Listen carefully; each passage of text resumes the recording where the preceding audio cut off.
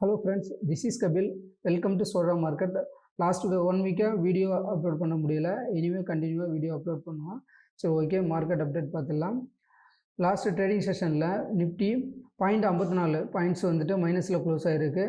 Bank Nifty அதுபோல் 0.75% மைனஸில் தான் க்ளோஸ் ஆகிருக்கு. Other index auto, media, private bank, reality இது எல்லாமே ஆவரேஜாக 0.5% மேலே மைனஸில் தான் க்ளோஸ் ஆகிருக்கு. அதாவது எஃப்எம்சிஜி ப்ராடக்ட்டு, மெட்டலு, ஃபார்மா இது எல்லாமே பாசிட்டிவில் க்ளோஸ் ஆகிருக்கு. ஸோ நாளைக்கு நிஃப்டி எப்படி இருக்கும் அப்படின்னு பார்த்தோம்னா, நிஃப்டியை பொறுத்தவரை வந்துட்டு ரேஞ்ச் பவுண்டில் தான் இருக்குது. ஸோ அதனுடைய மந்த்லி லோ 17,560க்கு மேலே க்ளோஸ் வச்சிச்சு அப்படின்னா அது கன்ஃபார்மாக மேலே போகிறதுக்கு அதிக வாய்ப்பு இருக்குது.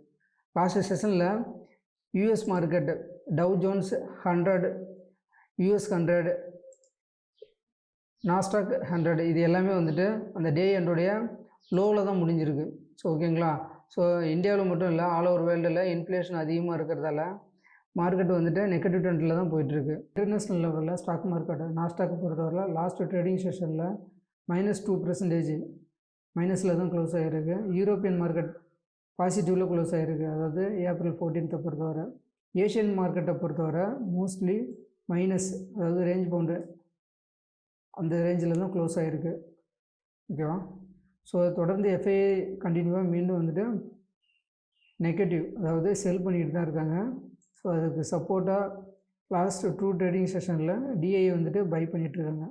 தொடர்ந்து டாலருக்கு நிகராக இந்தியன் ரூபி வந்துட்டு சரிவடைஞ்சிட்டு தான் இருக்குது. ஸோ ஓகேங்களா. ஸோ இதன் விளைவாக பார்த்தோன்னா என்ன காரணம்னா, ஸ்டாக் மார்க்கெட் ஏறுறதுக்கு வாய்ப்பு கொஞ்சம் குறைவு தான். இந்தியாவில் முக்கியமான நியூஸ் என்ன அப்படின்ட்டு நெக்ஸ்ட்டு பார்த்துடலாம்.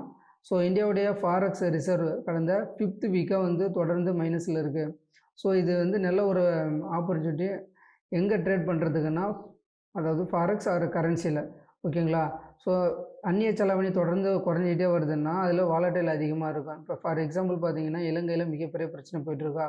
அதை தொடர்ந்து நேபாளத்துலேயும் பார்த்தீங்கன்னா தொடர்ந்து அந்நிய செலாவணி ஃபாரெக்ஸ் ரிசர்வ் வந்து குறைஞ்சிட்டு இருக்கிறதால வேண்டி ஸோ அந்த நாட்டு ஆர்பிஐ கவர்னரு ரிசைன் பண்ணுற அளவுக்கு ஆக போகுது. ஓகேங்களா.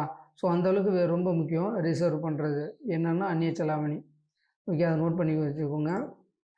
நெக்ஸ்ட்டு அதாவது வந்து டெப்ட்டு, கடன் மூலயமா ஃபண்ட் ரைஸ் பண்ணுறது வந்துட்டு 6 வருஷத்துடைய லோவை ஹிட் அடிச்சிருக்கு. அப்படின்னா அந்த டிபார்ட்மெண்ட்டில் ஏதோ ப்ராப்ளம் இருக்குதுன்னு அர்த்தம். ஸோ நீங்கள் டெப்ட்டில் இன்வெஸ்ட் பண்ணியிருந்தீங்கன்னா வெளில வர்றது ஒரு பெஸ்ட் எக்ஸாம்பிள். நெக்ஸ்ட்டு அதாவது how to make first 1 crore, எப்படி வந்து 1 கோடி சம்பாதிக்கிறதுங்கிறது ஸ்டாக் மார்க்கெட்டில் அப்படின்றத ஸோ 50 × 50 × 50 ரூல் எக்ஸ்பிளைன் பண்ணியிருக்காங்க. எதுலன்னா மென்ட்டில்.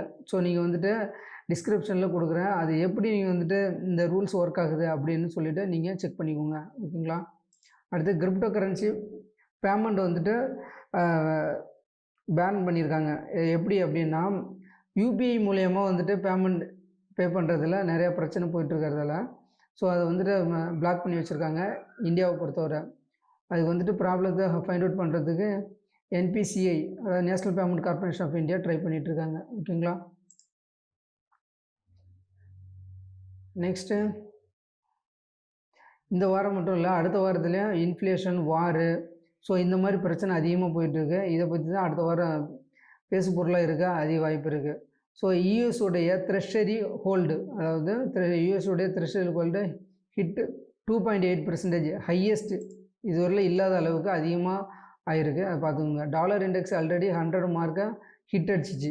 ஸோ ஸ்டாக் இன் நியூஸை பார்த்தோம்னா ஐசிஐசி பேங்க் அதனுடைய FD ரேட்டை வந்துட்டு சேஞ்ச் பண்ணியிருக்காங்க. அதர் பேங்க் கன்ஃபார்மாக சேஞ்ச் பண்ணியிருப்பாங்க. ஸோ அதை நீங்கள் செக் பண்ணிக்கலாம். பெட்ரோல் ப்ரைஸை பொறுத்தவரை 10% பையிங் ப்ரெஷர் வந்து குறைஞ்சிருக்கு. ஏன்னா ரேட் அதிகமாக இருக்கிறதால வேண்டிய பையிங் ப்ரெஷர் குறைஞ்சிருக்கு. அதுபோல் என்ன தான் மார்க்கெட் வந்து டவுனில் இருந்தாலும் 7 ஸ்டாக்ஸ் வந்துட்டு பெஸ்ட் பர்ஃபார்மன்ஸை கொடுத்துருக்காங்க. அதில் வந்துட்டு மெயினாக பார்த்தீங்கன்னா அதானி குரூப் வந்துட்டு இந்தியன் ஸ்டாக் மார்க்கெட்டில் 8th பொசிஷனில் கேபிட்டலில் வந்திருக்காங்க. ஸோ ஓகேங்களா. ஸோ அந்தளவுக்கு லார்ஜஸ்ட் கேபிட்டல் வந்திருக்கு. ஸோ நீங்கள் நல்ல ஒரு பையிங் ஆப்பர்ச்சுனிட்டி லாங் டேர்ம் போகிறதுக்கு அதானி குரூப்பை பொறுத்தவரை. அதுபோல் IPO ரிலீஸ் பண்ண போகிறாங்க. IPO பெஸ்ட் IPOவா இல்லை வந்து கரெக்டாக இருக்குமா போகுமா வருமான்ட்டு இது இனிமேல் படித்து பார்த்தா தான் தெரியும். Kaynes technology file paper to SEBI to raise the IPO fund raising, அதாவது ஃபண்ட் ரைஸ் பண்ணுறதுக்காக கைனான்ஸ் டெக்னாலஜி அப்படின்னு அப்ரோச் பண்ணியிருக்காங்க. அதுபோக ஹெச்டிஎஃப்சி மெர்ஜ், இது வந்துட்டு ரொம்ப முக்கியமான ஒரு ஸ்டாக்ஸ். இதனால தான் வந்துட்டு 1 வீக் பிஃபோரில் இந்தியன் ஸ்டாக் மார்க்கெட்டில் ஹை வாலடைல் ஏற்படுச்சு. அதனுடைய ரிசல்ட் வந்து அனௌன்ஸ் பண்ணியிருக்காங்க. அதனுடைய profit 23% year on year growth ஆகிருக்கு.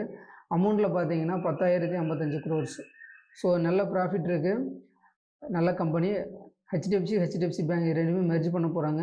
ஸோ அதனால் இது லாங் டேர்முக்கு பை பண்ணி வச்சுக்கோங்க, ஓகேங்களா. அடுத்தது நாளைக்கு இன்ட்ராடே நேரோ ரேஞ்ச் ஸ்டாக்ஸை பொறுத்தவரை சொல்கிறேன், நோட் பண்ணிக்கோங்க.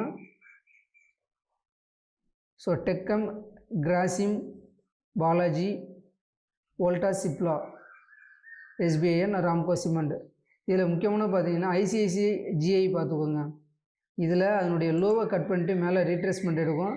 ஸோ இது நல்ல ஒரு பையிங் ஆப்பர்ச்சுனிட்டி இருக்க வாய்ப்பு இருக்குது. அதுபோக ஷார்ட் டேர்முக்கு நல்ல பையிங் ப்ரெஷர் வித் வால்யூமோட ரெடிங்டன் அப்படிங்கிற ஸ்டாக்ஸ் ஒன்று இருக்குது. ரெடிங்டன் இது வந்து கம்ப்யூட்டர் பெரிஃபரல்ஸ் கம்பெனி.